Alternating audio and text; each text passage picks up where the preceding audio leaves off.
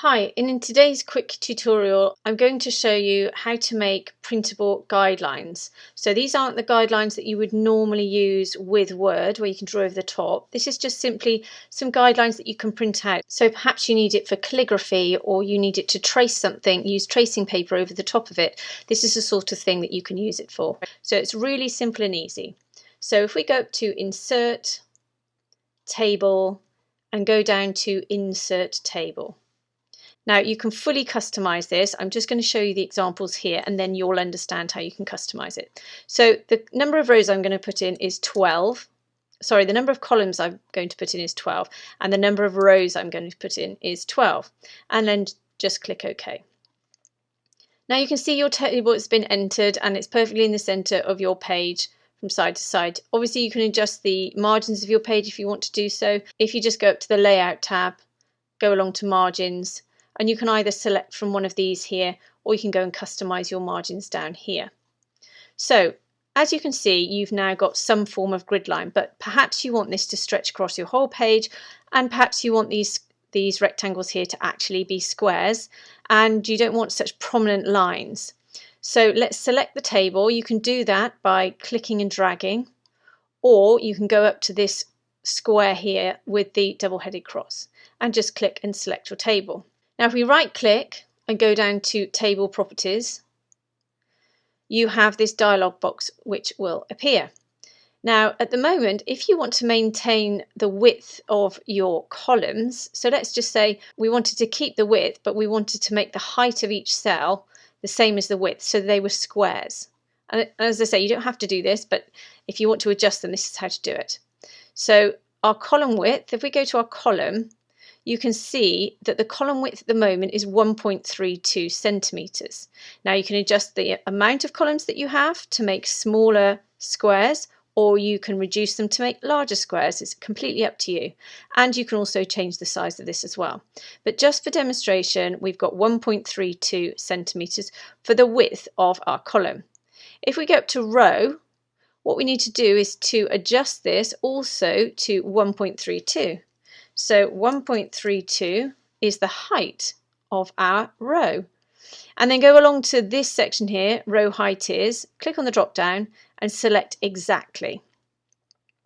Once you've done all that, just click OK. And you can see that all of my cells, or my table cells, are now perfectly square. Now again, you can adjust them. They don't have to be square, you can be rectangles or whatever you like, but I've just shown you how you can actually adjust them. Now if you want these squares throughout your entire page, all you need to do is to go down to this very bottom cell at the lower right hand side and then just press the Tab key, and that Tab key will introduce another row. Go to the end, press Tab, click at the end, press Tab, click at the end, press Tab, and just keep doing that until you've got enough of the grid line. Now as you see, as I hit that last one, it jumped onto the next page. Now there's two ways you can resolve this. You can either press Command or Control Z, which will take you back one step.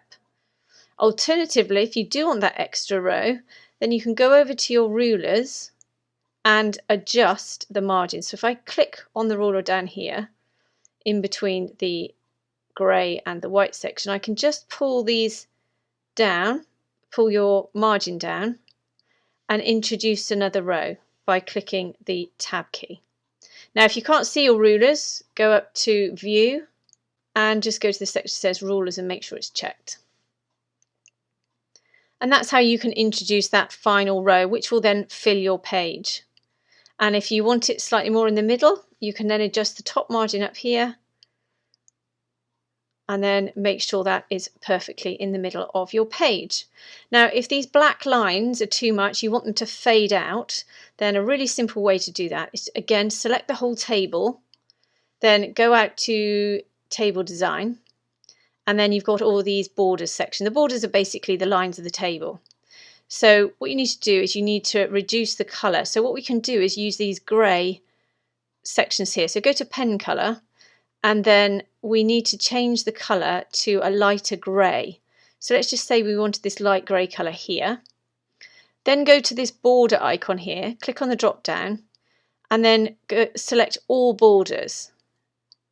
What that will do, as you can see, will change all of the border colour to that light grey. Now if it's too transparent for you, just go and highlight the table again, make sure you're on table design, go along to pen colour, choose a darker grey, go along to borders. You've already got all borders selected because it's here, so all you have to do is just click and then it will change it once again.